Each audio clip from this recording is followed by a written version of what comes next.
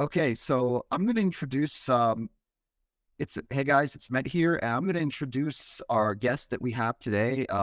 It's with great pleasure. Okay, so actually now it started.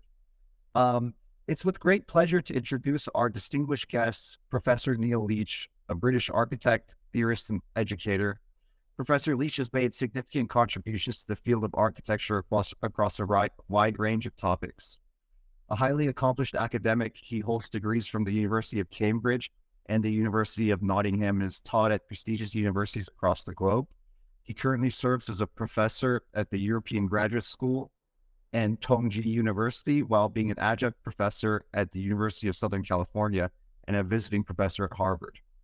Professor Leach's work spans from Renaissance architecture to contemporary architectural theory, materialism, computation, and artificial intelligence.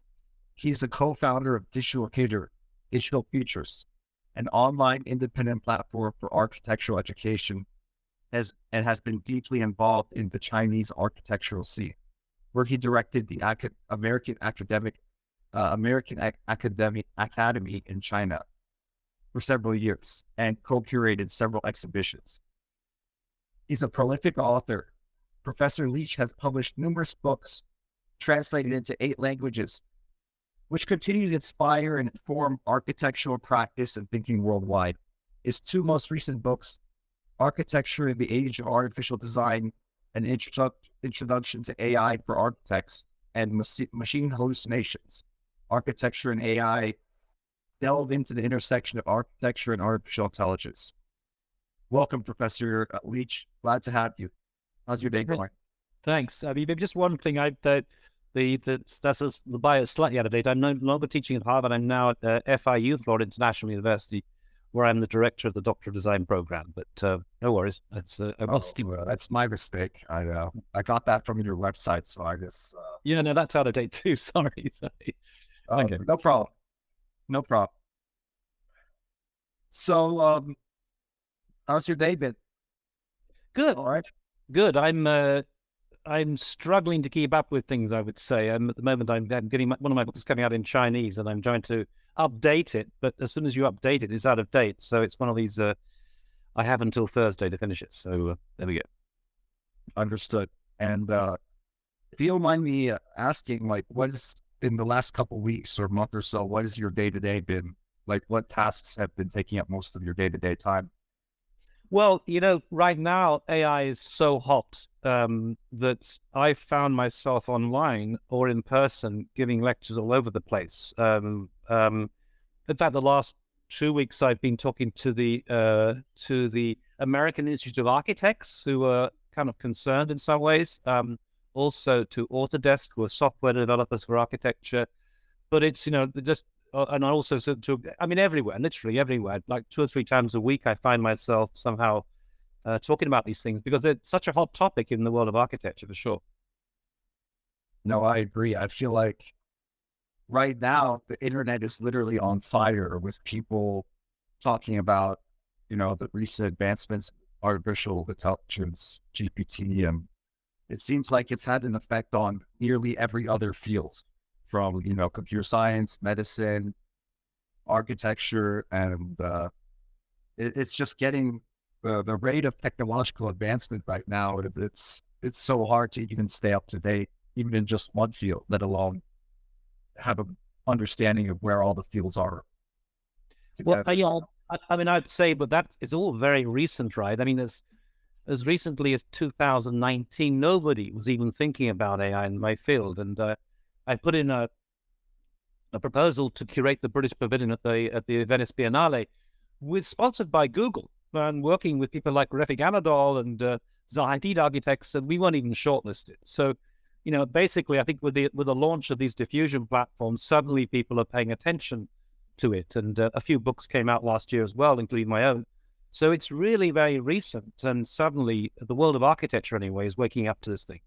And I would say that along with other people who've been working in the area for 6 years or more, 7 years or so, we're all pretty startled by what's happening, and I think it's an extraordinary moment that is both incredibly exciting, but also, I would say, terrifying at the same time.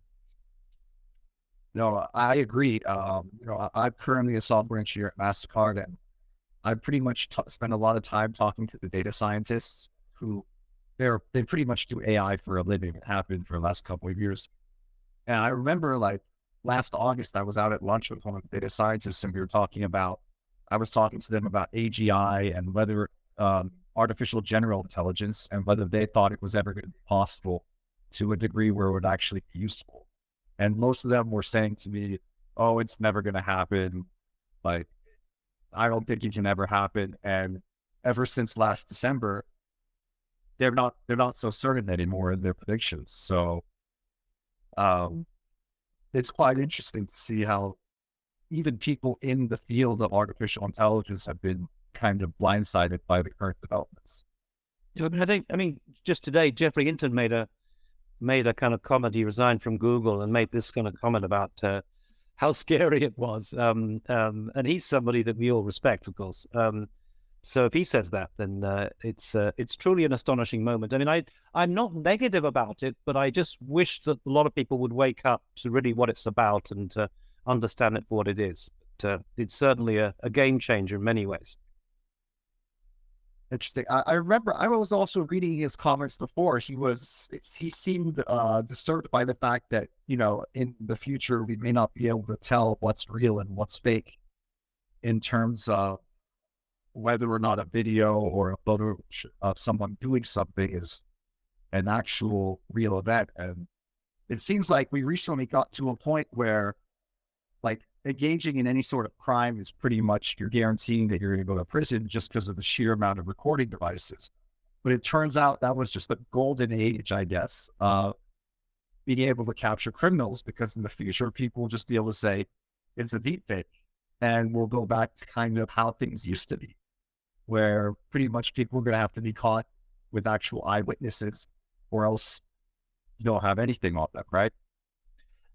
I don't know, but maybe I certainly think but I certainly think the kind of romantic movies of the past where kind of criminals will get away with things. I think that's so. I don't know about whether we're going to tell the difference between deep fakes. I agree with you. The moment it's very difficult. I see the image and I'm trying to work out whether it's real or not. And yeah, but I don't know. I'll leave that. I think the jury's open about that, about the future. But it's certainly a moment when we need to take stock of things and look forward. I mean, I guess in my own discipline, which is architecture, we always look back. With teaching students architecture, looking back at the classical period or the Renaissance or the Baroque or whatever, and we really have to change the nature of our gaze and look forward. Because the future is coming upon us ever quicker. So it's time to really to pay attention, I would say. Yeah. So okay, so you're aware of the two groups. Basically, there's the effective accelerationists, who are the people that believe that you should contribute to the advancement of artificial intelligence to try and make artificial intelligence as capable as possible, as soon as possible. And then there's the effective altruist camp, who are like the less wrong guys, who less wrong is a forum where people discuss philosophy, where they basically believe that the progress of artificial intelligence should be slowed down and be heavily controlled. I don't want to put you firmly in one camp, but how would you see yourself leaning along that spectrum? Well, I think the latter group, and I'm assuming you're referring to those who kind of like basically wrote this letter asking these large language models, who kind of people producing them to slow down. That's simply unrealistic. It's like, asking the two leaders in the Olympic marathon to slow down, because everyone's going to catch up. So, I don't think that's realistic, and we need to the horse is bolted. We need to just deal with it as it is. There's no way. I think that's no way we can slow things down. I think we've got to go with it. And if we slow things down, other people are not going to slow down. So there's huge potential competition out there, especially in places like China. So yeah, it's good.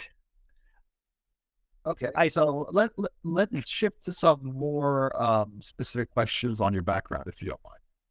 Sure. So it seems that your initial research interests were on the Italian Renaissance, and at what point in your career did you start becoming interested, even outside of artificial intelligence, but start being interested in digital architecture and digital tools for architecture? Yeah, well, I mean, the early stuff doesn't really relate so much to things, but when I first became an academic back in the 90s, I was working on continental philosophy, people like Derrida, Deleuze, and so on. And these were the debates that really people got excited about, Michel Foucault and so on. And I was teaching in some of the leading schools like Columbia and so on, and alongside very progressive design studios. And I realized that maybe I needed to change my thinking and shift into a kind of to try and theorize the world of computation. So that's what I did. I have to say it's not that easy to theorize computation, especially with a robotic arm. And a robotic arm just does what it does, unless you start developing something about a theory of the cyborg and so on. There is a way of taking it. But really, I think things took off with, and I was working on swarm intelligence before this as well. But things took off, I think, with AI because it immediately opens up some deep philosophical questions about questions of consciousness, as well as ethical questions. And I'm terribly interested in those myself, but it suddenly altogether comes in a really interesting way. And that's what I find exciting is how in this moment, we've got a kind of overlap between the arts and the sciences, between the world of academia and the kind of the profession out there. And some of the leading figures, like Demis Hassabis, have clearly got PhDs, but they're working in the corporate world. Blaise Aguirre-Arcas and so on, super smart people. And we're also getting something that's coming together, the world of AI and the world of neuroscience. And I find that particularly interesting. The fact that, people like Jeff Hinton. I mean, he did a PhD in neuroscience before he became an AI specialist. Then you get people like, I don't know if you know Anil Seth. Anil Seth's a neuroscientist dealing with consciousness. Very interesting guy. And he did a PhD in AI. So this world is coming together in an incredible way. So it's a kind of perfect storm in some senses. And I think some of the most interesting debates are occurring right now. And it's forcing us to radically rethink many of the things we thought in the past. So, right now, it's suddenly I realize that this move has proved to be effective, and by getting involved in AI several years ago, I'm now really positioned to kind of comment in some way, and it's just absolutely fascinating what is happening at the moment. So I'm kind of really excited by it at the same time as being terrified. And what in particular is like what type of things are actually terrifying to you, if you don't mind elaborating on Oh, that? no, yeah, sure. I mean, well, perhaps I should go back to the very beginning of, I guess, about 2018, the first book that I was commissioned to write, and the Royal Institute of British Architects had been reading the books of people like the Suskins who talk about the end of the professions and so on, and they were worried about architecture, and they asked me to come up with a book. And I spent about 3 or 4 weeks. I thought very deeply about it, and I came up with a book, and the title was going to be The Death of the Architect, which didn't go down very well with the Royal Institute of British Architects, of course, because I didn't think their members wanted to know that their profession was about to die. And they said, well, could you put a question mark after it? And I said, no, I think it needs to be an exclamation mark. Anyway, I was sort of nervous that they were going to try to control this in a way that would keep their members happy. And I eventually, although I had a contract with them, I shifted to Bloomsbury. I don't know if you're Bloomsbury, they're published in Bedford Square in London. They publish Harry Potter and whatever. They're doing quite well. And so I started writing a book for them. And I was a little bit, I felt compromised because I was dealing with a topic that I was amazed by, but I was also terrified by. And a bit like Elon Musk, right? I mean, he's using AI the whole time, but he's warning us it's going to be the end of civilization and God knows what. So then I went back to my publishers and I said, well, listen, I found this a little difficult. Can I split this up into 2 books and have one book, which is I've got a white cover, like an angel, about the positive side of AI. And that's the book that came out first of all, this white cover book. And can I then come up with a black cover book about the dark side of AI, which is going to be called The Death of the Architect. And then they agreed to that, which is great. And I think I'm quite happy about that. But then I was involved in other projects, other publishing projects. I wanted to put off the dark one because I wanted to talk positively about AI because there's so much happening. But it seems that really suddenly, that issue has become quite to the fore, as it were. And it's important for me as an educator. I'm teaching kids who are going to be out there, if the singularity actually happens, it's going to happen when they're the peak of their career. So it's important for I think for all educators to be aware of these things. And then I guess the next thing that happened was there was an article on Dezeen, it's an online media platform, that was saying, "Don't worry, it's okay. This AI is not going to take our jobs." I emailed them and said, "Are you sure?" And then they commissioned me to write something, and I actually used ChatGPT to generate this article, at least to generate the first paragraph and the last paragraph. And what I found interesting was that there were two responses, the two camps. And one was the kind of those who knew about AI, right? And they were saying, of course, we knew all this, right? And then there was the people who kind of were sort of in denial, I would say. They were very pompous architects who were going to say, "Oh, there's not a single AI on the market that could possibly match my ingenuity and my creativity and so on and so on." And it created quite a rumpus. It really did try to kind of stir. But strangely, everyone started asking me to come and talk after that because of that, and I talked to the American Institute of Architects, and not a group I would normally talk to, I would say, in Nashville. It was the week before last, and it was interesting. And this was actually, it was the CEOs of the 60 leading architecture practices in the country. So a small group of 60 people, but 60 very influential people. And I wasn't sure what they were going to say. Would they have responded a bit like the RIBA, for example? But no, they actually were quite, they took me very seriously, and I could see a lot of heads nodding in the audience.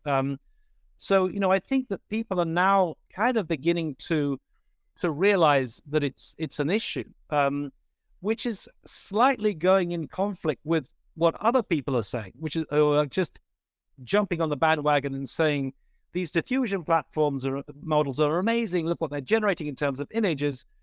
And I kind of spoil the party a bit by saying, well, yeah, but that's almost the problem. And I don't think actually diffusion platforms are going to take us very far anyway. But the point is, the real threat of AI is not because it's evil, because it doesn't think. So you can't have any intentionality, you can't be evil, but because it's so good, it's so capable. And I completely agree with what Geoffrey Hinton was saying today. And so that's my point: is that in terms of the black book and the white book, the seeds of the black book are already in the white book, where I'm saying, well, very soon we're going to get systems that are going to be able to design buildings completely autonomously. And actually, I mentioned when I was with the AI, I mentioned your YouTube video, which I saw several weeks ago, and about the impact on computer science, which I thought was really, really interesting for two reasons. One, you pointed out something that I should have been alert to, and I wasn't. The fact that that robotic arms, robots in general, are not progressing as fast as AI is. Indeed, there are companies like Autodesk who are struggling to just kind of stack a few Lego bricks together, and I guess we'd all seen the kind of the Tesla factories with nobody on the shop floor, and we're thinking, well, it's going to be the blue collar workers, as you said, that are going to go first. But it's obvious to me that it's going to be the white collar workers. And the other thing that you mentioned was, I also thought, well, kind of, okay, if architecture goes, then there's also always computer science as a discipline, but you pointed out that it's writing code.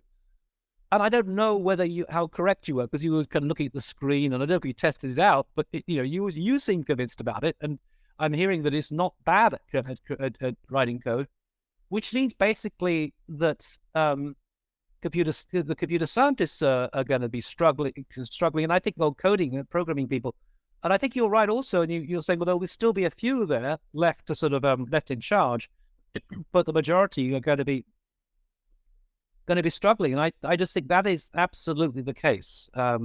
Absolutely the case. Um, and I also think that excuse me,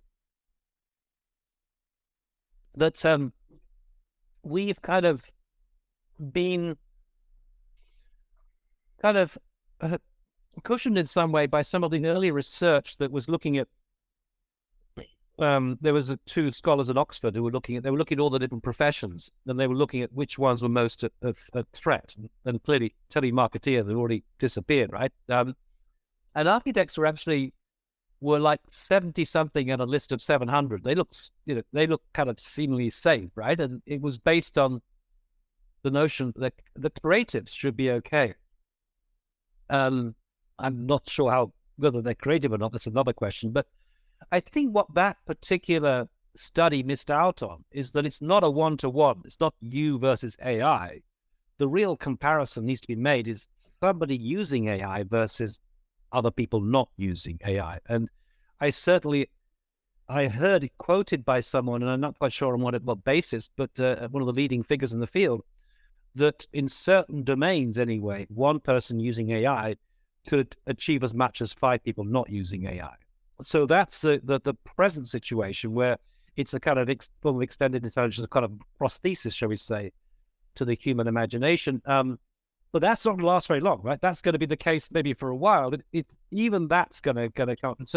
So I think it's fascinating trying to kind of start reading these emerging signals and trends that are developing to try and sort of piece together what the future might be all about. And I think you're right. I think you're right that to be concerned about it. I mean, I don't know. I shouldn't go on too much, but I've had a number of warning signals, I guess, that I came up and I won't go on. But this one, the ChatGPT one, when it was right after it had been launched. I was watching the football World Cup, soccer World Cup, the quarterfinals, Brazil versus Croatia. And there was a penalty shootout. I don't know if you know, but Neymar, who is the kind of leading Brazilian player, didn't get to take his penalty because he was number 5. And by that particular point, Brazil had already lost the match. And one of my Brazilian colleagues went to ChatGPT and said, who the hell should have taken this penalty? Who should take the penalty first? And it basically said the best player. So in other words, Neymar should have taken that penalty first. And I just thought, holy shit, that means that this thing, and it's not just on the football now, there's a soccer pitch that you could take the advice from. It could be anywhere. It could be architects asking for advice on what material should I specify for this wall, or indeed it could be non-architects and all that thing. So all of a sudden, it became very, very clear that a Pandora's box of problems had been unleashed by this. I mean, they're both problems, and there's also a good part as well. But so that's why, in a sense, I was very intrigued by your particular YouTube video, where you kind of summed it up pretty well. And that's why I've been quoting you all over the place. I think it was very good. There was this a Canadian academic, I forget his name now, a very conservative one, who also had a YouTube video about the dangers of all this thing. But anyway, I don't want to be a sensationalist, but I think it's important to address these things. So I don't know. Have you any thoughts on follow-up thoughts on that particular video that you produced? Well, I mean, so one thing I want to note is it seems like in the past, whenever a technology had been developed, it had the effect of basically forcing people up the academic hierarchy. So if your job got replaced, then you would just have to go back to school, learn a skill that would require more time in school, and then re-enter the workforce at probably a higher wage and better standard of living. But now the scary thing about these new AIs that are being developed is the fact that instead of people being forced up, and also combined with the fact that robotics is strangely lagging behind AI, whether it's in the capabilities of the robotics or just the capital cost of spreading those robotics through society, like, even if we could make a maid bot, it probably would still be more expensive than paying someone $10, $20 an hour to be a maid. So it seems like now we're going to have the effect where technology actually starts to force people down the ladder. And, I've always kind of been a purist in the economic sense where, I always kind of thought that the goal of a good economy is not to have jobs, but the goal of a good economy is to have goods. But that was always assuming that there were going to be jobs there. Yeah. The problem comes where there's actually not many high-level jobs, and really the only scarce thing in an economy becomes essentially commodities. And that's probably where we're going to go, because before, the only way that someone who was not wealthy could move up the economic ladder was to kind of rely on the scarcity of using doing on the scarcity of being able to do intellectual work. Now that that's not scarce anymore, I'm worried that we may go back to something similar to feudalism, where the only thing that's scarce is raw commodities and land. And at that point, it doesn't seem like it would be good for the vast majority of human society, even though we may have a great surplus in goods that are now available or other services. Because, I mean, who's going to care about being able to watch AI generated movies if they can't even feed themselves at the end of the day, or have a nice home, or basic standards, basic things that would contribute to a quality standard of living? I mean, okay, so just one comment first of all is that I think Martin Ford makes the comment that, of course, there were in the past horses were made redundant by Carl, right? But the difference is we have a learning. This is a learning tool, which means it kind of is very different. I actually was thinking about these things. I had an interview with Autodesk, and they were asking, well, when everyone's using AI, how are you going to, how do you compete with one another? And it struck me, actually, there is a way out potentially. I mean, I think one of the things that AI does is it breaks down silos. I mean, I can design fashion now. I mean, actually, it looks pretty damn good, and I've not been trained at all, and of course, fashion designers can design buildings, so it's also a two-way thing. But I think it breaks down silos. It also means that one particular person can do more, not only a greater range, but also more than before. And it struck me that certainly in the building industry, the real problem has always been that architects are kind of low down. Actually, it's the developers make the money, not the architects. I mean, we might look as though we're kind of affluent, but we're not. And it struck me that actually you could quite easily become a developer. I mean, because you probably had all the safety checks in there. The AI would be covering you in some sort of way. And it sort of struck me that maybe there is a way of actually taking charge and going forward in that way. So, and that's only in my particular field. But I think one of the interesting issues is going to be, especially in the States, because, I mean, I come from Europe, and we're broadly, I mean, I guess in America they're called us socialists. I mean, we don't think of ourselves as socialists, but, we have free healthcare in the UK, we have free education in Germany, and God knows what else. It's not an issue for us. But in the States, I if there's going to be a situation when there's going to be this complete crisis in terms of employment, where there needs to be some kind of safety net out there to protect people, I'm not quite sure how that would be received, certainly by the Republican Party. I have no idea. I mean, I'm not an American citizen. I don't vote, so it's not part of my world. But I think it's a particular issue in the States. How do we manage to harness this? And I think at the moment we're getting a lot of very, very wealthy companies, and the difference is increasing. But anyway, that's another issue. So I think we'll find some kind of affordances. I like this term affordance with a tool. It's a tool doesn't force you to do something. There's a guy called J.J. Gibson, who's a theorist, who says, well, you've got let's say, a knife, and you can cut vegetables up a knife and you can murder people, but the tool's not responsible. But you can do certain things with a knife. You can do certain things with a hammer, which you can't do with a screwdriver, and so on. And I think what people do is they see the affordances of what this tool has, and people might develop the tools, and that is in some ways predictable, but we know that the self-driving car will be working eventually.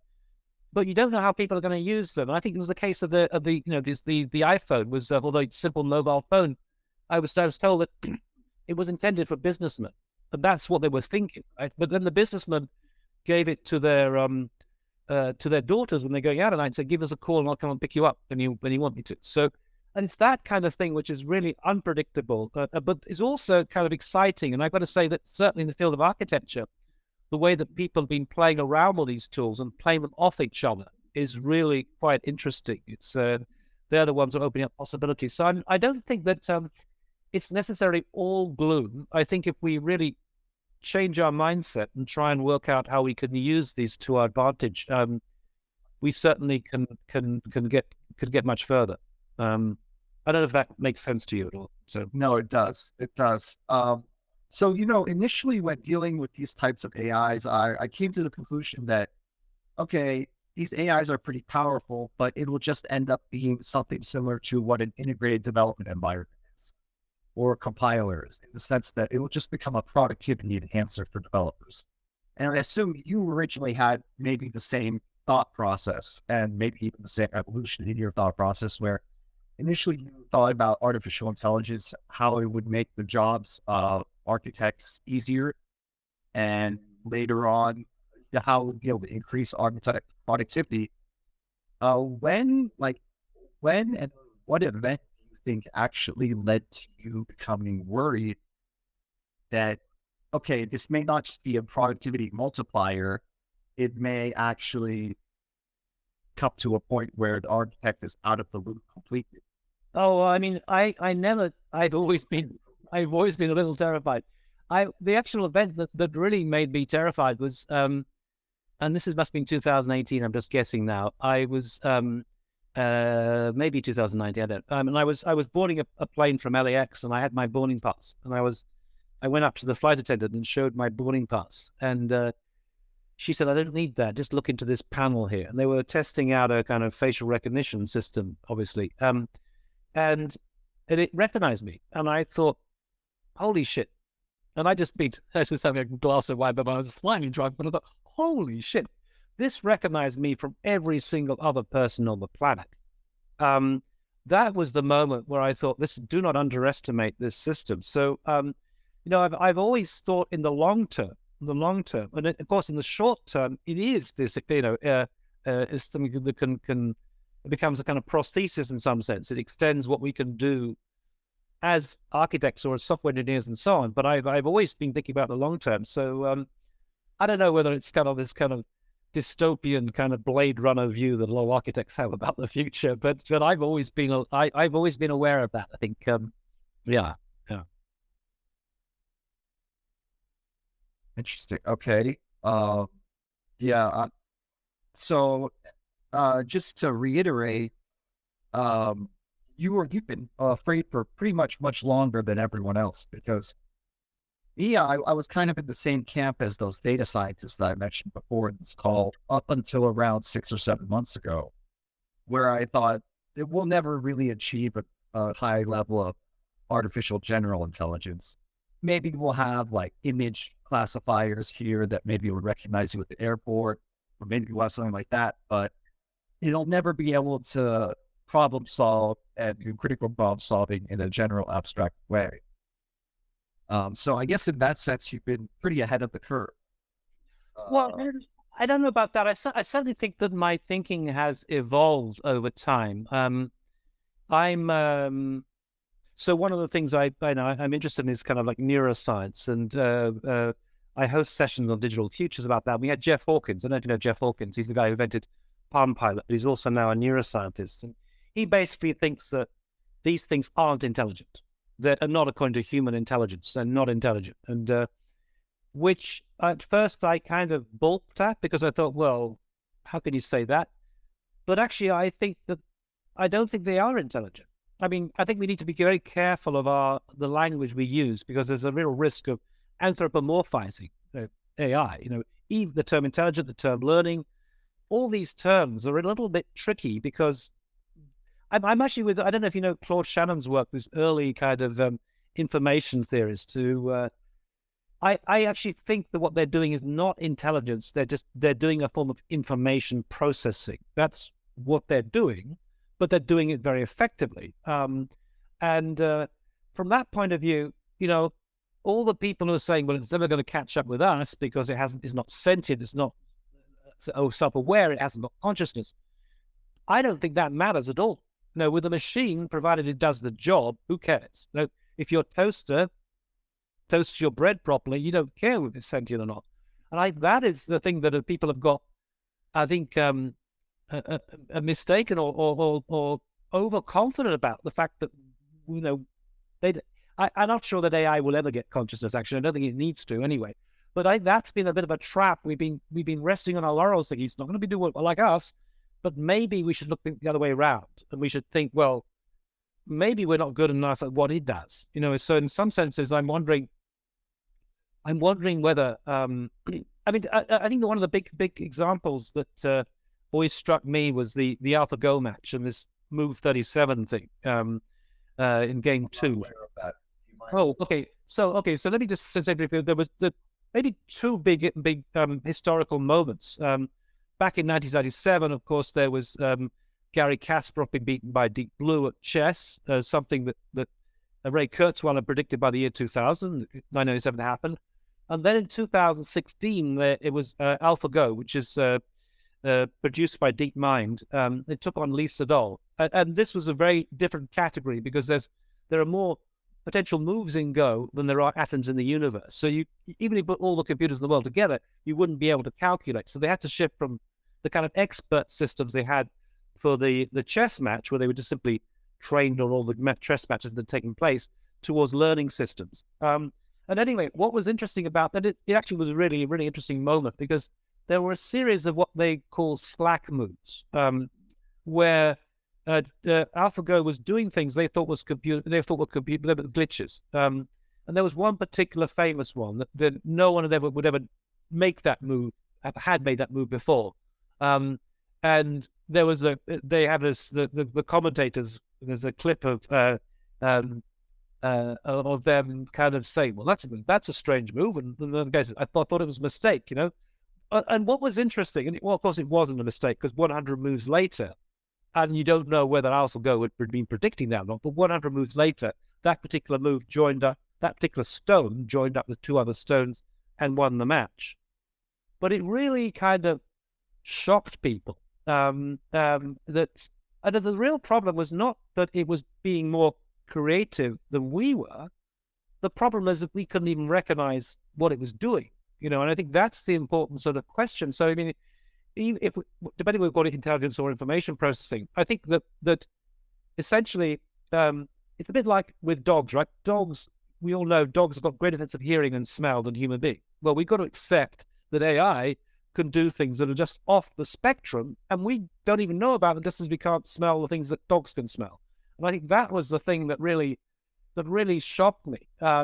So it could be creative, and we wouldn't even recognize it was being creative. So anyway, that was a crucial moment, certainly, and a lot of architects think about that because it's a kind of strategically, I think AI is better at doing certain things, and we've already found from some of the software it's been developing for urban planning that it also does that. It comes up with solutions or proposals that are kind of counterintuitive, that we would never have thought about as architects, and yet they prove to be kind of effective solutions. I mean, that's what to say. I mean, architecture as a discipline is a mixture of being kind of entirely logical and functional and following strategic logics, and also kind of making it look good, right? And that's a different question entirely. But I think from that point of view, we've got to recognize that whatever we call it, if we call it intelligence or information processing, it's exceeding us, and we don't even know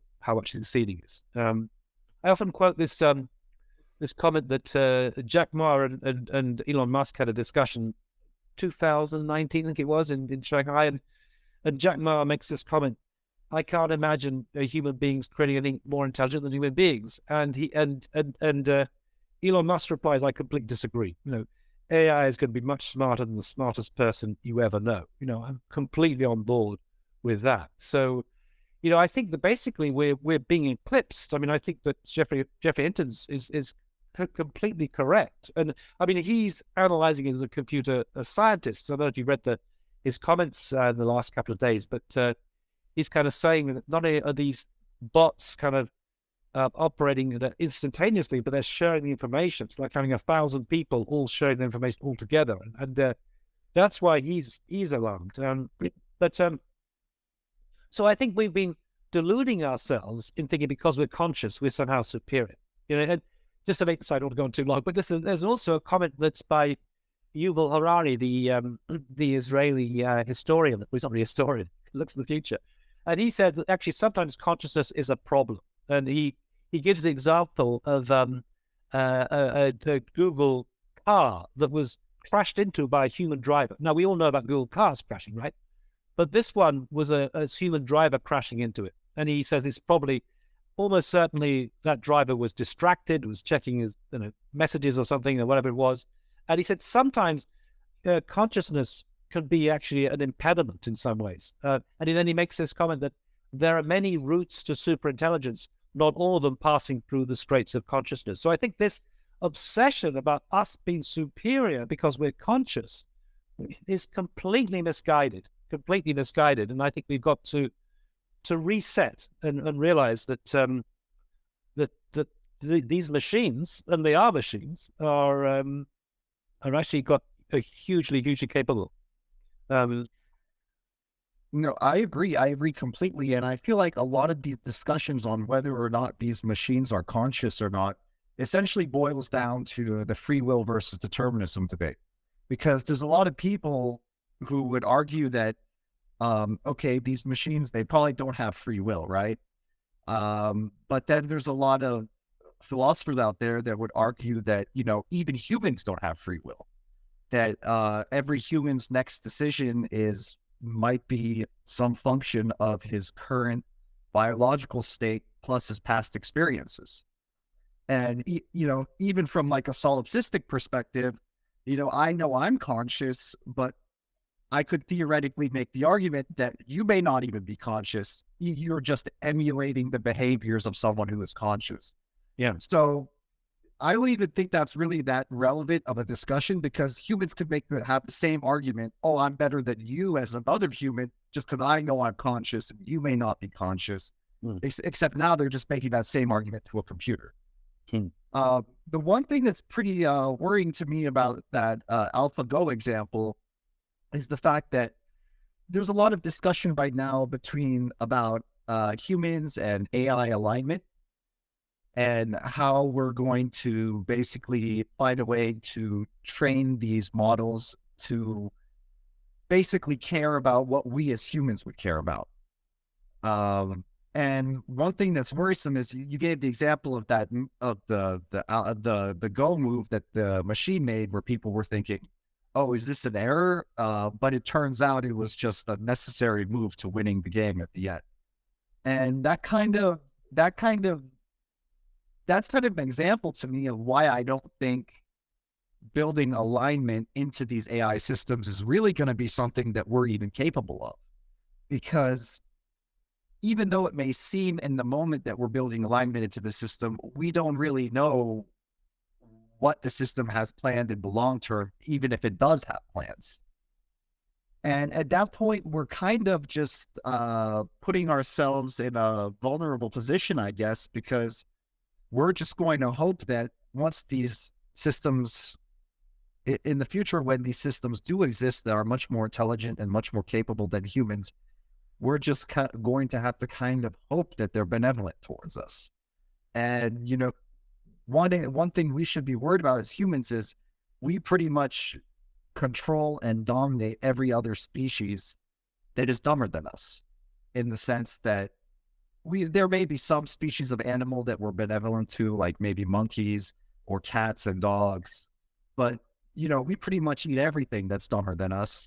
And even on a civilization-wide perspective, most civilizations that are more technologically advanced than other civilizations, they pretty much just take control and dominate those other civilizations.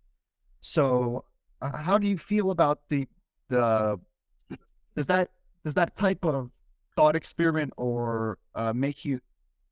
Do you still think that we should just find a way to adapt to these AI systems that in the future they may exist, and we just kind of have to sit around and hope that they like us and are not mean to us? Well, okay, so in my way of thinking, they can't like us or be mean to us, nor indeed are they actually dumb or intelligent. I mean, we're just projecting human values onto them. They're just kind of, and I just go back to the kind of comment I made earlier, is that if you can't think, you can't have any intention. So you can't be negative because you can't intend to be negative or positive. You're just doing whatever it is, you know. So I don't think that we need to worry about that so much. And it's not as though it's going to be what's that movie where the robots turn against us. You know, it's not about that at all. And so I don't think that's the case. But I mean, of course, I mean, it's the comment that has been made is by Jeffrey Hinton, right? If Putin gets hold of some of these bots and you know, manipulates them and programs in a certain sort of way, there is a danger, no? And I think it's from that point of view, it's not the problem of the AI, but who's in charge and who uses it for what. That's for sure. And I think you probably know the Slaughterbots movie that was produced by, I forget his name now, this famous computer scientist at Berkeley, where he's warning us about the dangers of autonomous weapons. And I could see that's an issue. But it's humans. It's humans that do need to be controlled there, not necessarily the bots themselves. I will say one thing, actually, is I used to quote Putin, and because he made this comment, whoever controls AI controls the world. So I was expecting this kind of Ukraine conflict to see AI being played out everywhere. But actually, it's been really incredibly not disappointing. It's probably good it's not. You know, there haven't been these kind of robo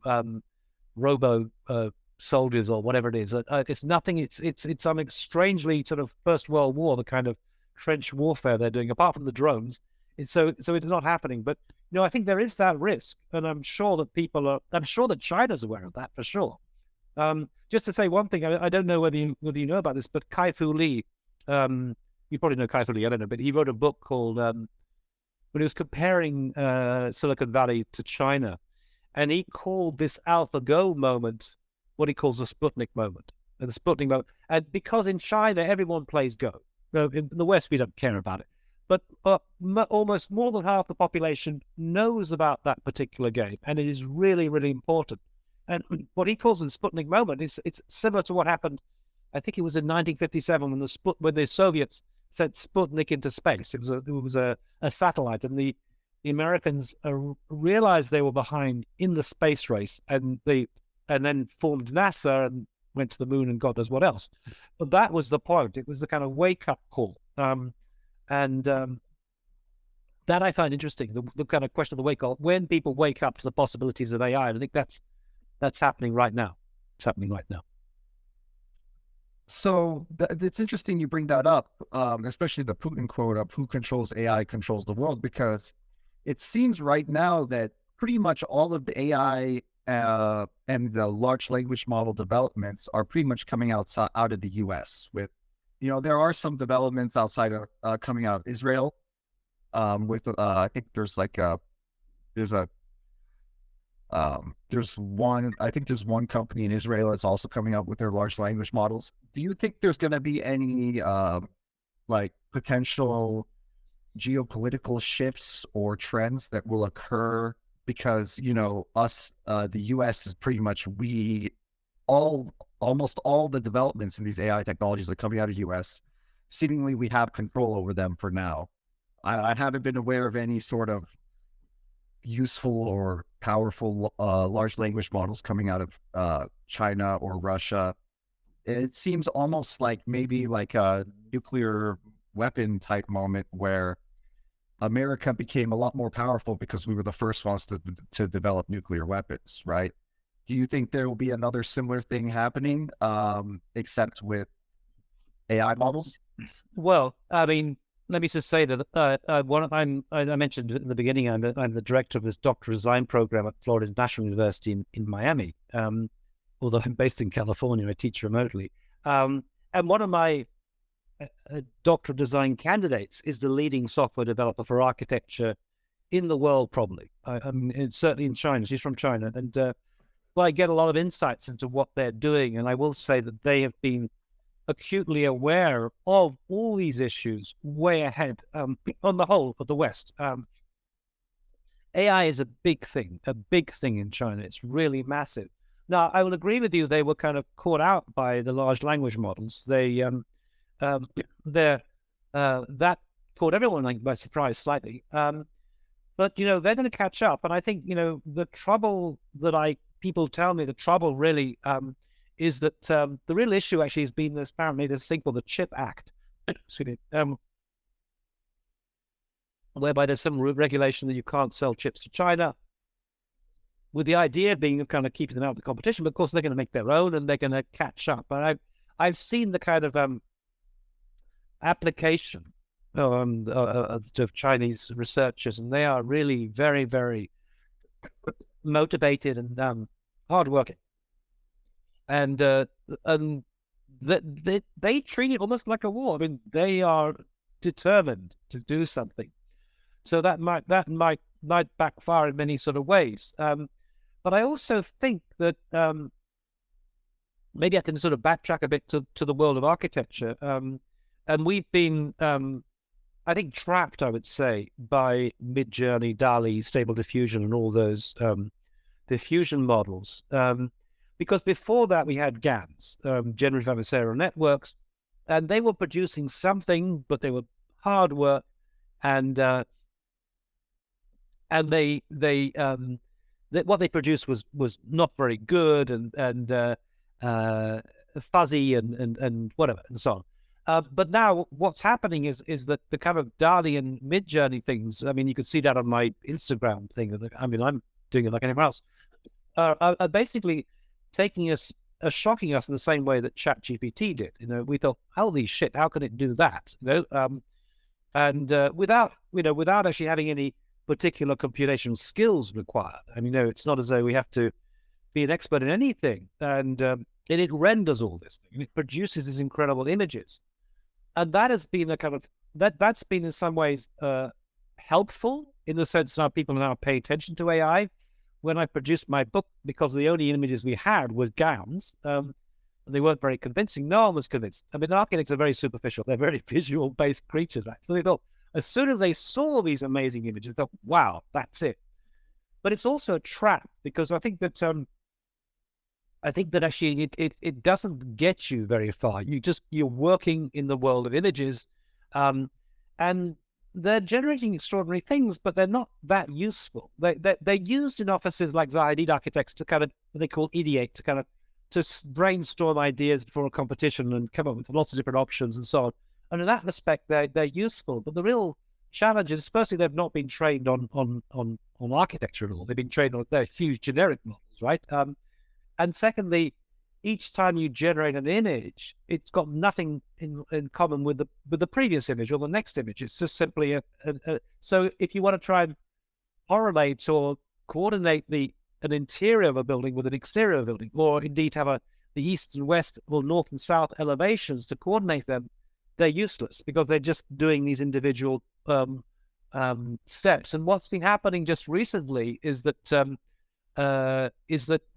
one of the leading figures, a guy called Daniel Bomajan, has been going back to GANs, but not using for image generation. He's not been inputting images, he's been inputting parameters. And I don't understand fully what he's doing. But what it's doing is allowing him to coordinate these things. And of course, he's also he's customizing the data set for the particular office that he collaborates with. So, in a way, the problem with Midjourney and DALL-E is they already have their aesthetic biases and preferences that are often pretty ugly sometimes, and the challenge is to overcome them. So what he's saying, why don't we replace these with ours? So on the one hand, he's getting something that's much closer to the kind of work that they do. And most offices, they have a kind of signature, shall we say. There's a style that you always recognize a Frank Gehry building or whatever. So they want to try and maintain that in some way. But he's also managing to coordinate these different sort of logics. So you're getting east and west elevations and so on, which is actually is a really an important step. So a lot of architects are just trapped in those language models in the sense that they're just giving just kind of random interesting images. Now that's not to say that I think there's another logic there, which is we haven't really explored fully, which is the kind of more the chat GPT logic, which is to say there's also the advice that you get from these things. Like, please write me some, I don't know, some kind of script that will look at, Python script or something that will generate this thing. Of course, there's that. But architects tend to think just at the surface level of the image and things and don't think about the logic behind them. And I'm always trying to sort of say, don't get so worked up by Midjourney and DALL-E. You should be looking at GPT-4 and God knows what, GPT-5 and so on, because that's the engines that are generating. They're the interesting things. So, so on the one hand, I think there's well, maybe I'm just critiquing that not GPT logic so much as these diffusion model logic, but I think that we need to, in order to move forward, we need to do something much more that is much more integrated. And I would say that from my own student candidate, DDES candidate, she's producing software that's going to come on stream in 3 years' time, 5 years' time, and of course she can't disclose what it is yet. But that's when the shock's going to happen, when you've got this fully automated system that is just going to turn and do everything. So anyway, I think architects have not woken up to it. They're just fascinated by images, and that's always the problem with architects. They're just obsessed by the images and not by the performance or the logic behind it. That's, I think, where the GPT thing comes in, because I think it's entirely logical. It's logic, and as it gets better, it's obviously no good right now, because if ChatGPT is only 80% accurate, it's no good as a kind of to give you answers, but it's going to improve. And so that's, yeah. Sorry, I rambled a bit there. Oh, no problem. It's very interesting for me to listen to. So the way that you're making it sound now is that, at least in terms of architecture, the current AI models are pretty much just useful for producing concept art, basically. Yeah. And it seems like in architecture, like one of the main things that I think was so revolutionary about ChatGPT was the fact that you could have a back and forth conversation where you could ask for something, and if that wasn't quite what you wanted, then you could be like, okay, I want this, but with more of this and less of this. And then it would kind of remember the previous context of the conversation and generate a new output until you pretty much got exactly what you wanted. So I guess what you're saying is, this hasn't happened yet in architecture, but soon there will be, or do you think that there will be? Basically, do you think that'll be like the leverage point at which point our architects may actually be, in danger of becoming obsolete? Once there's some sort of back and forth AI that they could be like, I want the concept art, but also give me the structural designs, the interior. Right. Yeah, yeah. I think that's precisely what I'm trying to get to, the combination of these two worlds. One is the kind of aesthetic world, and one is the kind of strategic world. Like playing Go or playing chess. So how should I put a building on this site? And there are sort of general logics about that. And what the building looks like is another kind of question. So I kind of think that. I want to say, what's I going to say? Yeah, I think that the problem with ChatGPT at the moment in terms of architects is they're not quite sure what to do with it. Of course, you can get them to do a Python script or a Grasshopper script or anything, and they can do that. But that's just kind of replicating what was there before. It's just making it more accessible in some ways. And I don't use Python, but presumably I could probably do it now by using ChatGPT. But the real thing is when you can move into some kind of spatialized understanding of the world. If it could play Go, and I don't think it can play Go just yet, but I'm sure there are ways in which you can combine it with other softwares where it could. And I think that's going to be where the opening is going to happen, when you start moving into some kind of three-dimensional spatial logic, where it's going beyond just being text. And of course, just to say, I'm not sure if we probably are aware of this, but in terms of what's happening with the Midjourney and the DALL-E thing, is it's working through the logic of captions. It's connecting text with images that it's scraped from the internet, and it's just drawing upon that particular logic. So so it is using the text, but we're not we're not taking into a spatialized or three-dimensional arena. And I think and who knows who's going to do that, but it's probably going to shock us because it's probably going to happen next week or something. So ChatGPT hasn't had its impact as yet. It's like an oracle, it'll give you really good advice, and it'll get better. But advice is to be an architect, to be a designer, you have to go beyond just advice and find an expression of something that's going to be visual in some senses. Understood. I feel like we're kind of getting close to that point already. I'm not sure if you're aware, but one of the main selling points of the GPT-4 model that OpenAI released is that not only does it take text as input, but it can take images as input. And I think from there, it's not too much of a. Now I forget whether or not it'll actually be able to produce images as output, but I feel like once we have a GPT model that's able to take images and text as input and then produce images and text as an output, then we may potentially be at the point that you're describing, where these models have actually, or at least seem to be able to have, or able to emulate an understanding of 3D spaces rather than just providing strategic advice. No, I'm sure that's not far away. And no, I'm just blown away by, there are a group of, I don't know, half a dozen individuals in my domain who are pushing it. Every time I see them, I'm just blown away by the inventive way that they're kind of combining all these tools. So I'm sure it will happen. It happens fairly eventually. But at the moment, it's not really locking into that just yet. I mean, it's giving you, it's writing prompts for you, and it's kind of writing the code for Python and so on, but it hasn't quite yet, at least I don't think it has been taken further. But that is obviously the potential. Yeah, sure. I want to shift the discussion a little bit to your digital futures platform.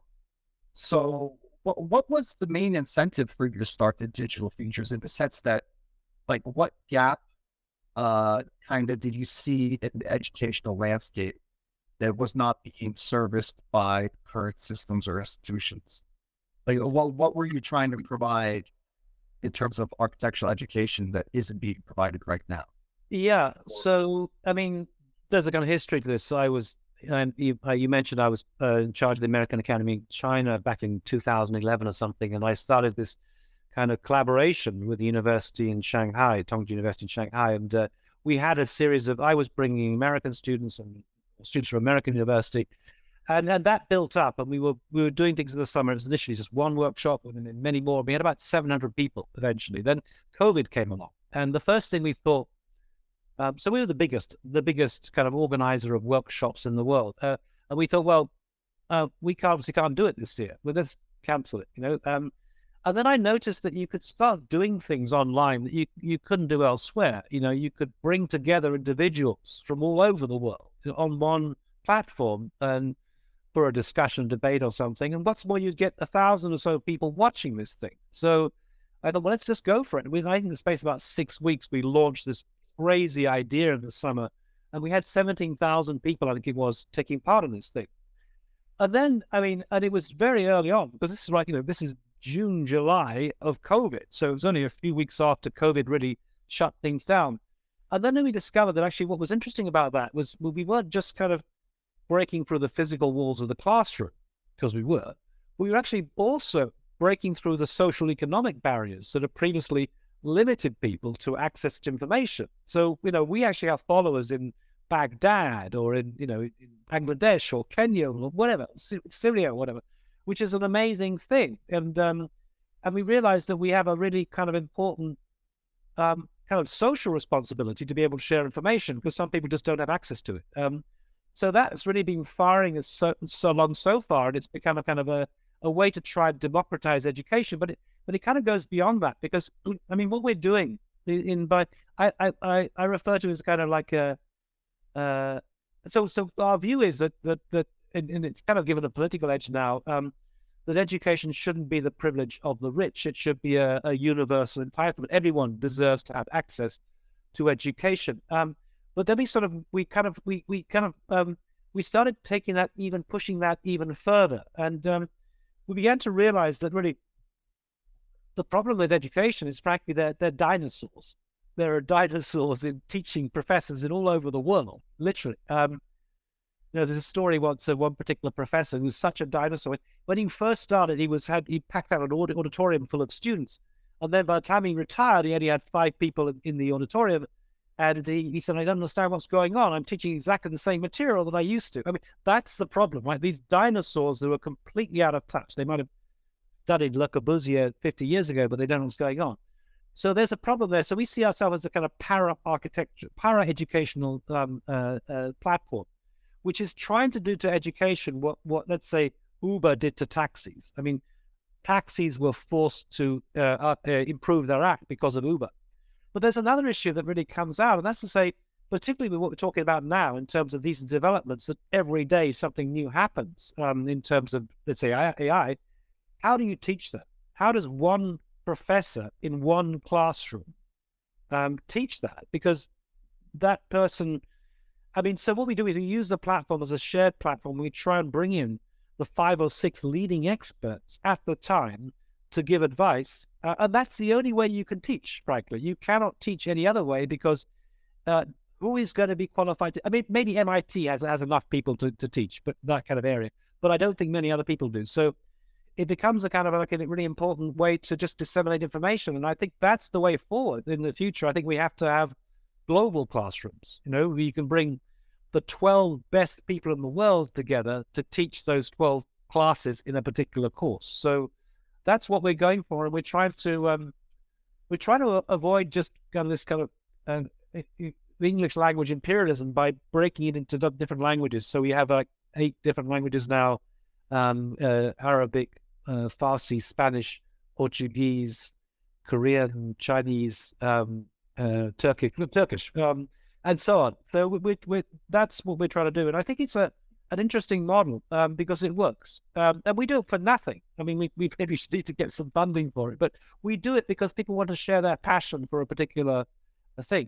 Musicians are kind of similar. So it works. And I'm interested to see what impact it has eventually on mainstream education. I've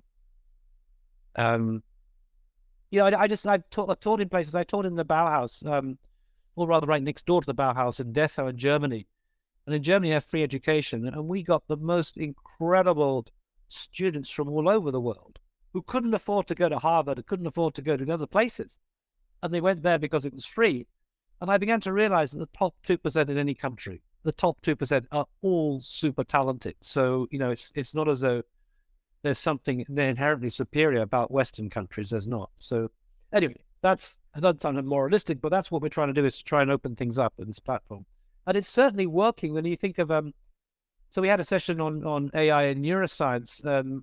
We had Joscha Bach came in. I don't know if you know Joscha Bach, but he's a crazy guy. And you get 200,000 people watching these things. I gave a talk on AI, 200,000, and I'm used to still teaching about 5 people in a classroom, and it's just doing something very different. So I don't know what it's going to lead to. It's like the Wild West. We saw this potential territory. We thought, let's go and do what we can do, and we've no idea what it's going to lead to in the future. But it's kind of an interesting experiment, and it's kind of working. It's kind of working. Yeah. No, oh, go ahead.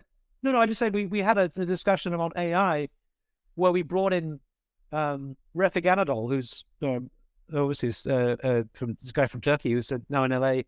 But the leading, I say, media artist probably. We brought in Patrick Schumacher from Zaha Hadid Architects, the leading architects, probably progressive architects, and a bunch of other guys. And we got them together on a platform for the most incredible conversation, and it cost nothing. Now, if you were to fly people in for that, it just wouldn't work. So anyway, but yeah. No, I agree with you in the sense that we're definitely going to need a change to how our education systems are structured, right? Because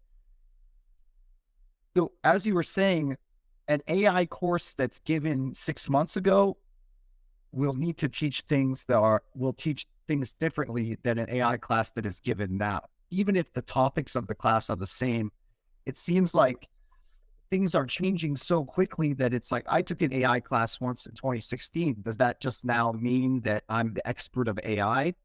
This isn't like the 1800s anymore. Yeah. Yeah. Depending on when something is taught, different things will need to be taught, and things are changing so quickly that, what you would teach last week is different than what you would teach this week. Yeah, at least in terms of the latest developments. So I definitely think that, you're at least the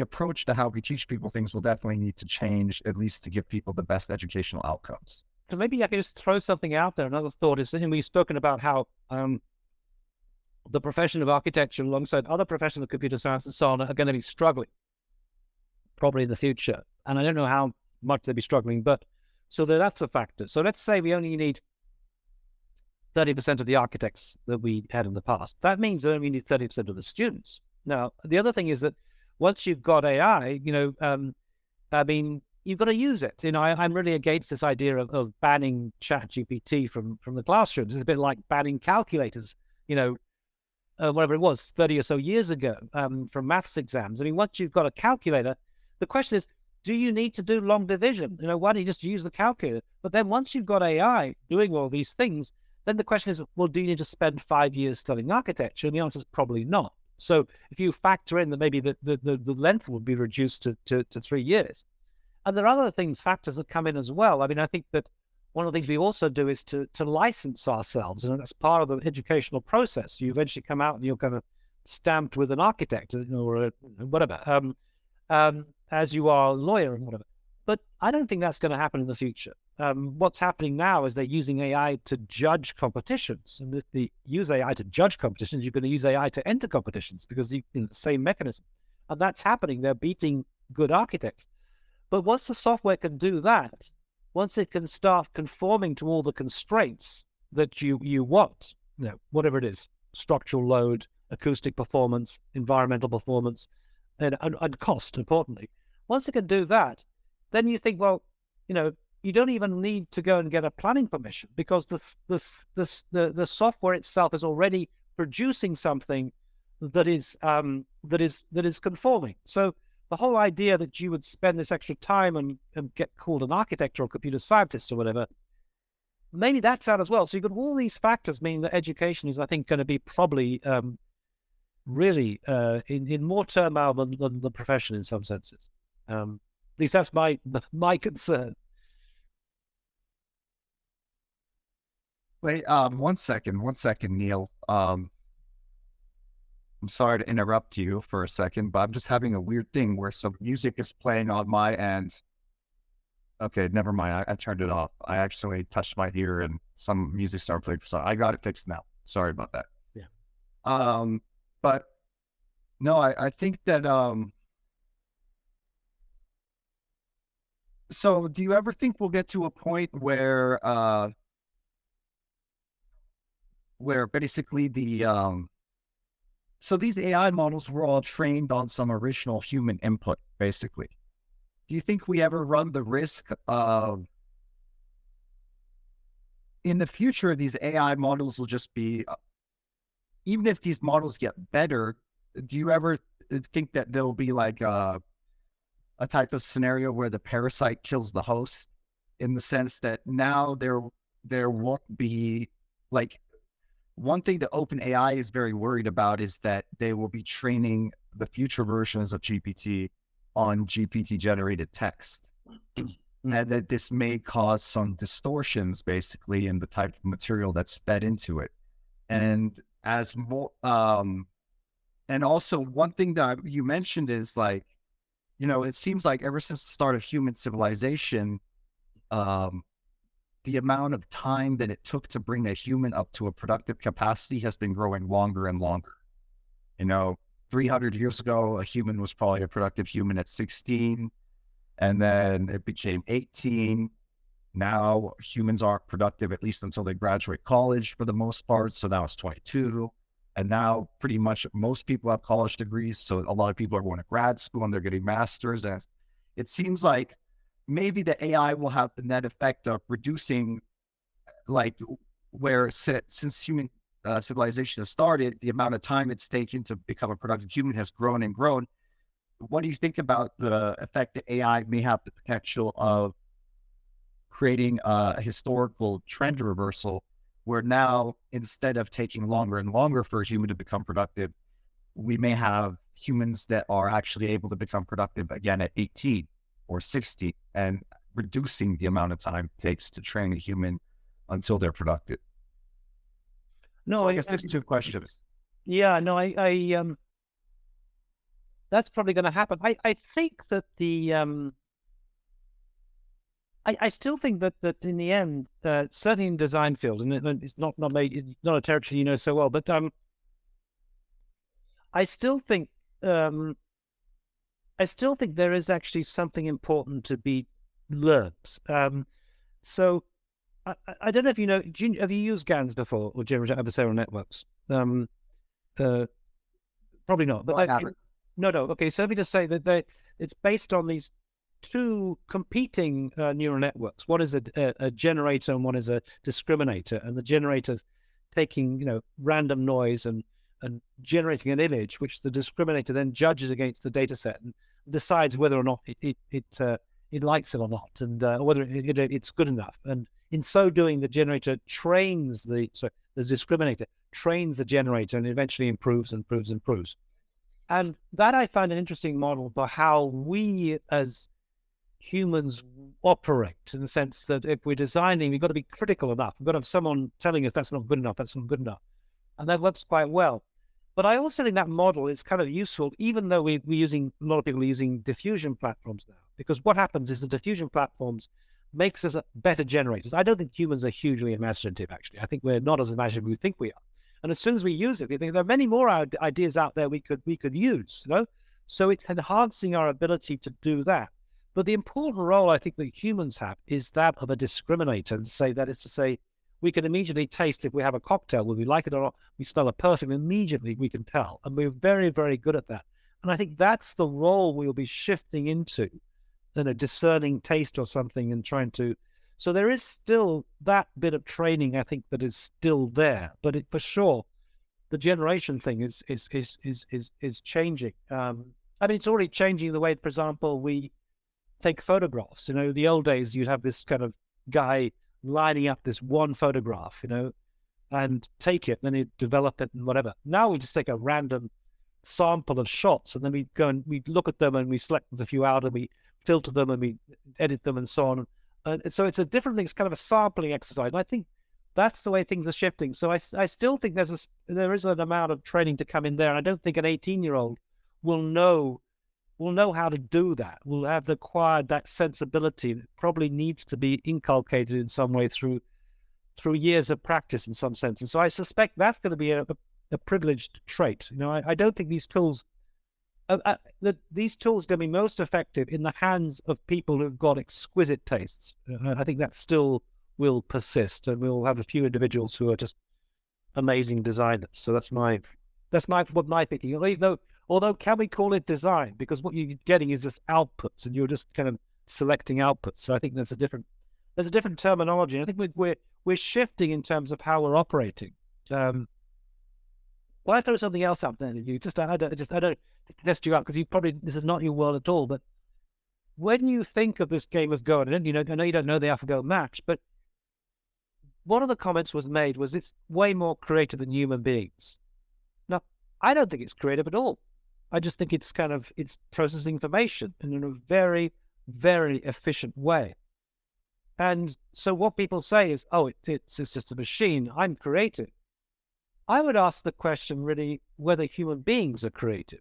And we think we're creative, but are we not just processing information in a similar kind of way? And we don't understand what we're doing. We don't understand the process, right? And we call it creativity. But it reminds me in some senses of magic, because there's no such thing as magic, right? I mean, it's just somebody concealing the operations and pretending the rabbit comes out of the hat. So is creativity not just that? We don't understand what we're talking about, really, and we just call it creativity. And maybe it's just straightforward information processing. And maybe whatever we call it, I don't think creativity is a good word, AI is going to be better at that, because it's better at processing information. and we can't hide behind all these kind of mystical terms that are out there. I mean, who was it? Was it Ballard who said, "Magic is just technology we don't understand yet"? Anyway, this goes hand in hand with my discussion about consciousness. Do we have to be conscious? Probably not. Are we really creative? I don't think so. So I think what AI is doing is become a mirror in which we can begin to understand what we are as humans. And I think as a theorist, my primary scientific theory, that is the most interesting thing about it, how we can see ourselves either similar to or completely different to that other world. And that's what I find intriguing. No, it's interesting because, like, to use music as an example, like most musicians, they borrow at least some component of their sound from their influences, right? And how is that really different from an AI model generating a image or a sound or a building based on its training data, which you could just say is its influences? Yeah, absolutely. Absolutely. No, I just totally. And I actually wrote about that at some point about how we are trained very similar to what a neural network is. I mean, we're trained to design things in a certain way. The idea we have freedom is wrong. We're actually trained. This is how you should do it, right? And I also think that the idea, there's a canon of everything, canon of art, there's a canon of architecture, canon of sculpture and things. In a sense, there are models that we kind of follow. So, if you're in a school of architecture and you design a building like a pineapple, someone's going to fail you and say, that's not architecture. But if you design a building that's a little bit like, I don't know, Zaha Hadid or something, but not the same, importantly not the same, then that's architecture. And you even find that the people who are kind of iconoclastic, like Frank Gehry, and I'm sure you know his Walt Disney Concert Hall in downtown LA, I mean, that's very similar to a building he did in Bilbao about 20 years ago. So architects kind of copy themselves. So, the idea of originality, I think, is also a bit of a myth. We are being trained. And I just think this model of looking at computation and thinking about what it tells us about how we operate is really interesting. And I don't know, you must know Craig Reynolds' work on Boyd's, where he was trying to model the flocking behaviors of birds. I don't know if you know that, but it's kind of a swarm intelligence model. But what was interesting, and he did that back in 1992 or something, and in order to model what birds do, you have to actually understand their behavior and establish rules for them. Anyway, he got this convincing model of Boyd's, he called them, these digital birds flocking, as it were. And the point about that is that the actual bird experts, the ornithologists or whatever they're called, then understood how birds operate because someone was able to model them computationally. And that's what I hold out for the world of computation. It might tell us more about how we are thinking. And of course, some people hate that idea, but I think it's intriguing. No, it is interesting because, like, it seems like, people have used, agent-based models to come to conclusions as to how a lot of natural phenomena works. And in a similar way, we're starting to learn a lot about how our own brains work through these AI models, which are kind of a very similar type. It's kind of a very similar way of coming to an understanding about a bit of phenomena, essentially. Okay, so Neil, I remember earlier in the conversation you mentioned that you had the white book, and then you were working on the black book, which was talking about the potential downsides of the AI. And is that am I correct in saying that black book has not yet come out? It hasn't come out. I mean, no, it hasn't come out. I guess I've written about 40% of it because I was working on it before I split them up into two. And I think I'm getting more and more potentially useful information that I can include in it. So it's kind of ongoing, but I think day by day, I mean, I don't know, the dark side is, I mean, I don't know, I just, because I was watching Jeffrey Hinton before this discussion, it's kind of, I can. The thing is, like, what I don't know is what the answer is, right? There's clearly a problem, and it's going to problem, and it's not actually, frankly, in architecture, it's not just AI. There are other issues, other pressures from the way that the profession, well, the way the building industry is going. So it's not just that. But the question is, what is the answer? People say, what do you do? And I say, well, actually, the first step is just to know there's a problem there. Once you're aware there's a problem, it's a different kind of problem. It's not one you're trapped by, but it's one that you begin to deal with. So I'm not sure what the solution is, but it's kind of become clear, just as I'm not sure what the solution is to be, when there's less and less employment, as there will be, I'm sure. But I think you need to start thinking about these things and be alert to these things. Otherwise, you're just being an ostrich with your head in the sand and pretending they're not there. So I think that actually the real question is not to do with individual professions, not to do with computer science, not to do with architecture or law or medicine or whatever. It's to do with how you handle this at a political level, because it's going to be a huge issue for sure. And you don't want social unrest. And I mean, there are other issues as well. I think you could probably think, well, if we do start, we're not working so much. And like I tell my students, at least you'd be working in the leisure industries, and there will be a lot of leisure in the future. But what impact is that going to have on people's psyche when there's not so much work to do? It's kind of like people who retire, who kind of somehow feel meaningless. So I think there are all sorts of social problems as well as economic problems, and of course political problems that are down the line. And I've got no clue what the answer is for them at all. But for sure, they're there. Yeah. It was interesting that Obama was already talking about these things back in whenever it was, 2016, and we've somehow forgotten about it. But yeah. And so the white cover book is your most recent book, is that correct?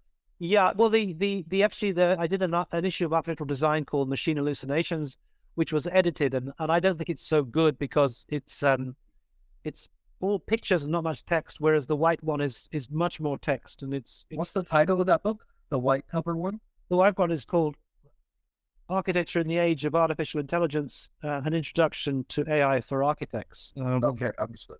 And I think it's going to be more timeless, because I'm talking about how did AI emerge, the history of it and how it got into the world of media art and so on. And then I'm predicting the future. But the only area where it's out of date right now is really what architects are doing in practice, because things have moved on in the year and a half since it was published. So I'm rapidly trying to revise it right now. And of course it'll be out of date when it comes out, but you gotta call the halt sometime. So that's going to be this week. So, yeah. All right. Well, I'll be sure to include the Amazon link to both your most recent books, Machine Hallucinations, Architecture and AI, and the white cover book, Architecture in the Age of Artificial Intelligence, an Introduction to AI for Architects. I'll include the links to both those books in the description, as well as the link to your Digital Futures channel. Yeah. Maybe making an Instagram as well, because things are being pushed out there in terms of information and things. So yeah. What as well? Instagram. Neil. Yeah. Yeah. I'll make sure I'll include that as well. And I really appreciate you coming on to talk to us, Neil. I don't want to take any more of your time, but I really appreciate you hopping on and having this discussion with us. Is there anything else that you wanted to make sure that the audience you'd like them to check out or subscribe to? Or... I mean, just to say that in that Digital Futures, in the library, the YouTube library, we have everything there. And there was recently a series that we put together called Introduction to AI for Designers, and it was incredibly useful. I gave an introductory lecture. Then we had a series of tutorials looking at all the things that, frankly, are changing on a day-to-day basis. How do you go from 2D to 3D? How do you start animating things and so on? And we got some very, very smart people in for that. And then we had this unbelievable round table. We got the leading guys in the world together, just brainstorming what's happening. And you're not going to find that in a book, because it's right there right now. And I think that the podcast is taking on a whole role of its own. I mean, including yours, right? I mean, they're having an impact way beyond your particular discipline. If I'm really watching them, right? And I think it's important to really keep this alive as a kind of a space for debate, for exchanging ideas, and so on. And maybe we can get you as a digital future sometime. We can get you to kind of to brainstorm some of these things, especially from a computational science point of view. It'd be great to have a kind of a take on GPT, because we have our own naive architectural take on things, but you're one of the guys working at the cutting edge. And yeah, you know. Oh, I appreciate that. I definitely look forward to coming on if I were to be invited. But Can I ask you one final thing, Matt? Just one final thing.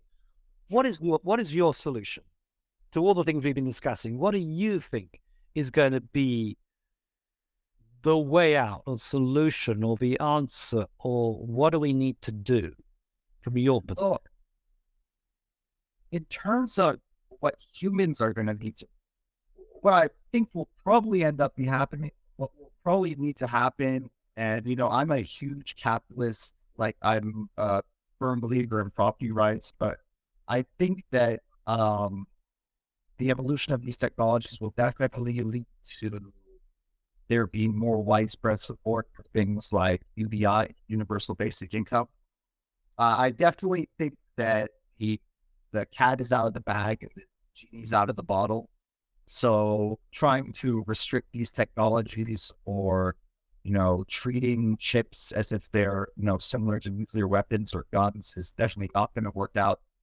I feel like um, I feel like in general, I feel like the UBI suggestion is kind of like a coping mechanism and not the ideal solution. So I feel like that's probably what's going to happen. In terms of the long-term solution, or the ideal golden solution, that I'm not really sure at this point. I'm kind of, I don't really know what to think. In general, I've always had the mindset of, technology will always come and the only thing you can do is adapt. But, in the past, all the technologies we've encountered were, a hammer or a programming language, nothing that really was able to display any sort of critical problem solving on its own. Well, and definitely not critical problem solving abilities that are potentially greater than our own. So yeah, I know that may not be the most satisfying answer, but I really don't know. I feel like in terms of what the governments are going to have to do is, most governments are probably going to be adopting some form of UBI in order to make sure that, most people are able to maintain some level of, to sustain themselves. People are going to have some level of sustain themselves economically. I don't really know about what I would suggest is the ideal option for the future. I'm conflicted, just like you are. Yeah, I mean, I agree with all of that. There's just one thing I'm not sure about, and that is simply adaptation, because that sounds passive, right? You're just simply adapting to the condition out there. I think we need to take charge of this, and try and use whatever we have, but before it's eclipsed by AI, of our imagination, and try and devise inventive ways of moving forward, And I always say, I said to these architects and the AIA, if there's one thing we got to design right now, it's not another building.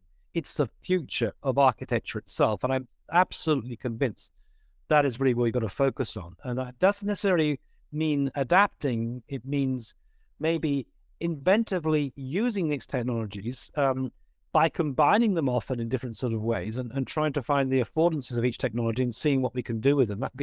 That'd be my view. So I wouldn't be so passive. I'm a great fan of the logic of adaptation, because I wrote a book about that, but I don't think now it's about adaptation. It's about really taking charge and really trying to work out viable strategies that will make sense in the future. Yeah, the one thing I would say to kind of counter that, though, is similar to the move that people weren't able to understand for the game of Go. And like when and the like the thing about a lot of technological inventions is the far-reaching impacts of those technological inventions aren't understood at the moment those inventions are created. for things like birth control or, like you said, the iPhone, smartphone. People know immediately what's going to happen once the iPhone gets created, but no one will be able to really understand what's going to happen 1 to 2 years from now. So I think that, although we may be able to take charge of this thing, we may be able to try and take charge. One thing I'm worried about is, humans have always tried to take charge of technological advancements, but I feel like in the end, the technological advancements really take charge of us because nobody was really able to predict what was going to happen as a result of those technologies being created, whether it's the computer, the internet, social media was created to, make it so that people could connect with each other. And there's a lot of people out there who would make the argument that society has only become more isolated since these social networks have been created. Now, that's not to say that I'm against these social networks existing. I'm a big user and fan of them. But I guess what I'm saying is it's like the law of unintended consequences. You create something for X purpose, but you don't really know what's going to happen as a result of that technology existing. Well, what if you see it more as kind of like a relay race? You pass the baton onto the hackers, or God knows what, another group of people who are going to creatively use that in some sort of way. I mean, you can just all the one person can do is create the iPhone, and then the rest do it. I mean, I'm an optimist in the end. I think that I've been startled by the kind of the way, the inventiveness and how people are using these things. So, and I've got left behind now. I've been left behind by these new people, but I think we'll be okay. I think we'll be okay. But it is we'll be okay as long as we are aware of what's happening and can begin to address those things. That's what I would say. But it is going to lead to unemployment. So you're absolutely right. And I just want to finish by saying thanking you, because actually you kind of like you crystallized certain thoughts that I had, and I'm quoting you the whole time to architects.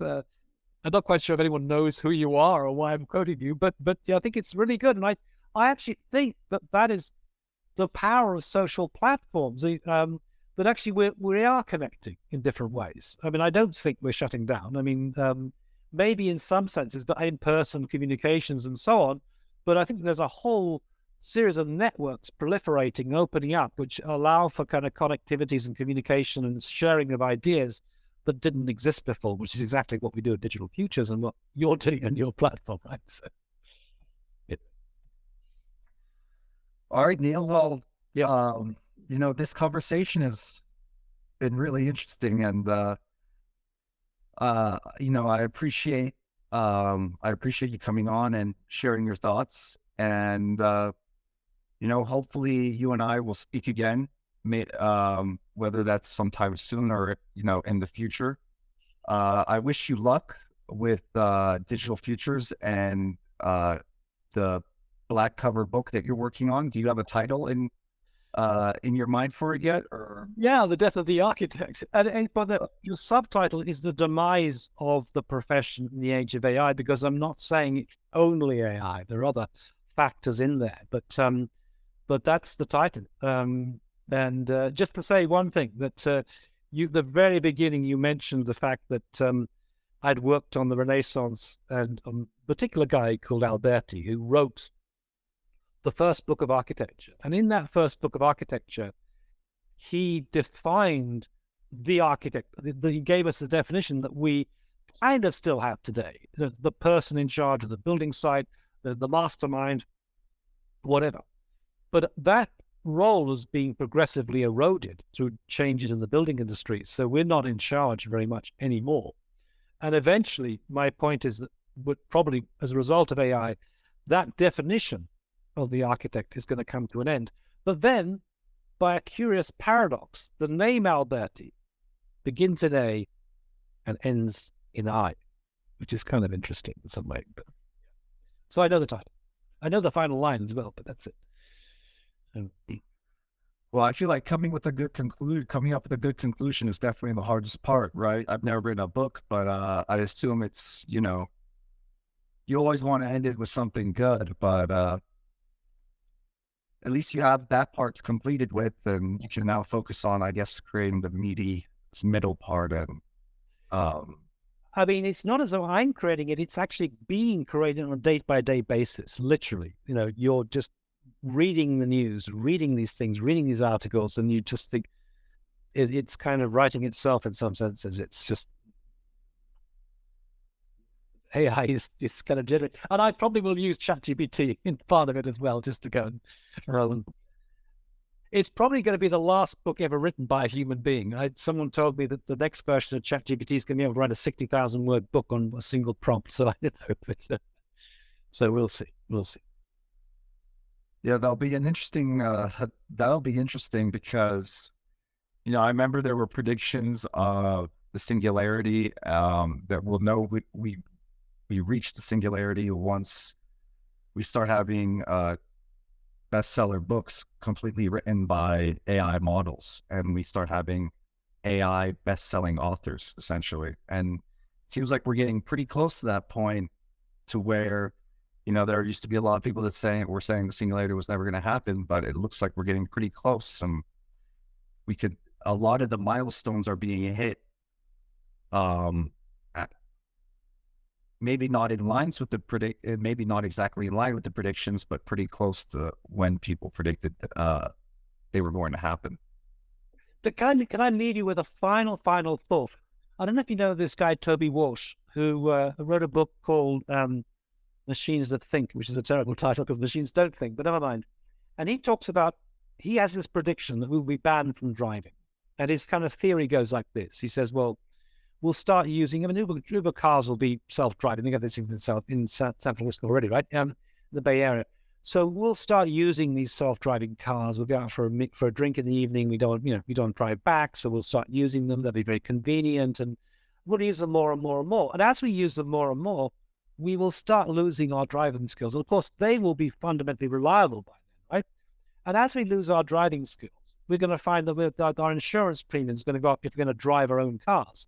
And so it's going to be more expensive to drive our own cars. And eventually, at a certain point, we'll use them less and less. We'll become dangerous drivers, and we will be banned from driving. And then he makes the point, and we won't even notice or care, which is kind of the scary part of that. And I think that's probably going to happen in terms of architecture, that insurance premiums are going to say, you have to use AI, you're doing it yourself.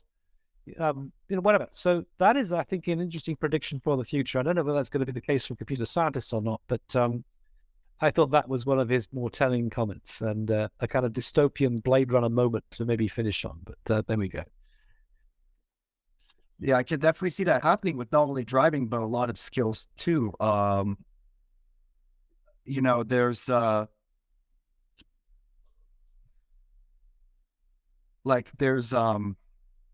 like the original C programming language wasn't actually written in C. It was written in the programming language called D. And eventually it got to a point where